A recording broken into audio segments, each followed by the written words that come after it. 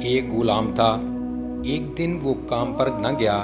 تو اس کے مالک نے سوچا کہ مجھے اس کی تنخواہ میں کچھ اضافہ کر دینا چاہیے تاکہ وہ اور دل جمی سے کام کرے اور آئندہ غائب نہ ہو۔ اگلے دن مالک نے اس کی تنخواہ سے زیادہ پیسے اسے دیے جو اس نے خاموشی سے رکھ لیے،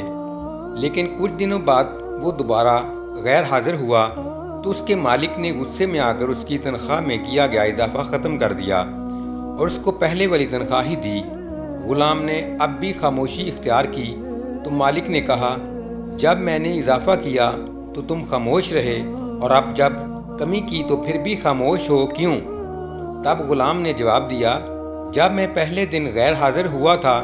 تو اس کی وجہ بچے کی پیدائش تھی اور آپ کی طرف سے تنخواہ میں اضافے کو میں نے وہ رزق خیال کیا جو وہ اپنے ساتھ لے کر آیا، اور جب میں دوسری مرتبہ غیر حاضر تھا تو اس کی وجہ میری ماں کی وفات تھی اور آپ کی طرف سے تنخواہ میں کمی کو میں نے وہ رزق خیال کیا جو وہ اپنے ساتھ واپس لے گئی۔ پھر میں اس رزق کی خاطر کیوں پریشان ہوں جس کا ذمہ خود اللہ نے اٹھایا ہوا ہے؟